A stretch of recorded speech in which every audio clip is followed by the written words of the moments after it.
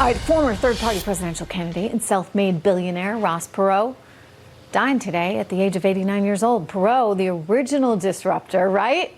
He ran for president back in 1992, turning the election upside down and receiving 19% of the popular vote.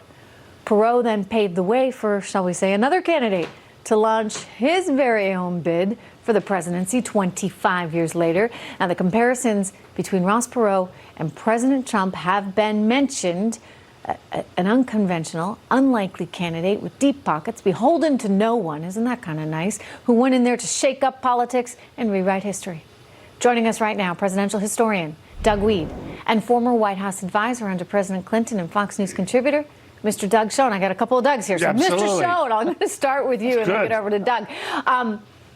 Talk to me about what Ross Perot, in your view, really represents. Well, he represents the first real manifestation of an anti-systemic force drawing from both sides that sought to change the nature of our politics, focus on debt and deficits, focus on the swamp in Washington. And I can tell you, as Bill Clinton's pollster in 1996, the most important person who wasn't in the room was Ross Perot, because we did a deal with Newt Gingrich and the Republicans to balance the budget. Why? Because of the Perot vote, and most of all, Ross Perot. It's very interesting. I mean, I think there are similarities between him and between Donald Trump. Doug Wead, when you look at him from a historical perspective, I imagine you agree with a lot of what Doug Schoen was just saying, but you know, it feels as though both of these men were really able to sell an economic message that was quite palatable, and they kind of just reduced it to, you know, normal people talk, right? And people cared. Yeah, absolutely. You know, I was working as special assistant to the president, George H.W. Bush, who was the incumbent president, running against Bill Clinton, the Democratic candidate, when Ross Perot jumped in.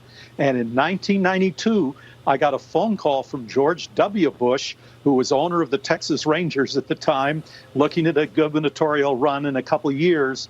He called me and he said, "Dad thinks it's going to be Ross Perot. Bill Clinton's out. It's all Ross Perot."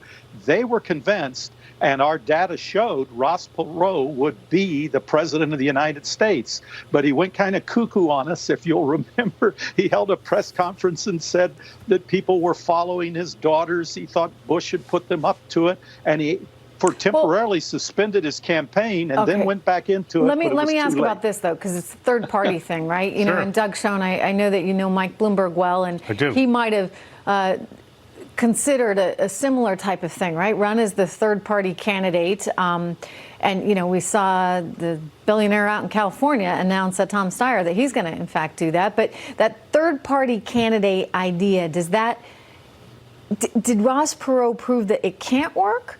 Or do you think it's still up for grabs? You know, it's a very interesting question. It's one I've spent a lot of time on. It's systemically very difficult to get on the ballot and to get visibility and to raise money. But if you can do all that, there is a rich reservoir of voters, Trish, who want third-party candidates. And indeed, Donald Trump, as you correctly pointed out, was effectively a third-party candidate in the Republican Party. Mm-hmm.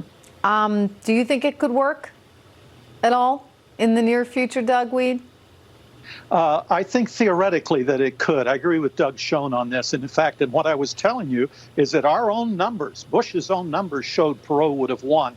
But the lesson learned from that experience was politics is an art. It's a science. An outsider like Ross Perot can't do it. You've got to have experience. You've got to be a congressman first, or a governor or a senator before you can be a president. And then Donald Trump just came in and turned it all on its head.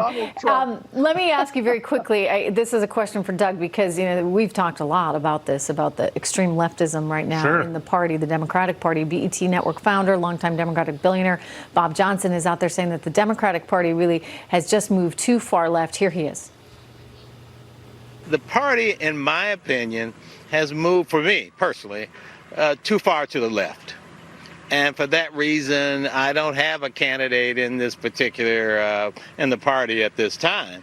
I think at the end of the day, if a Democrat is going to beat Trump, that person, he or she, is going to have to move to the center, and you can't wait too long to do that.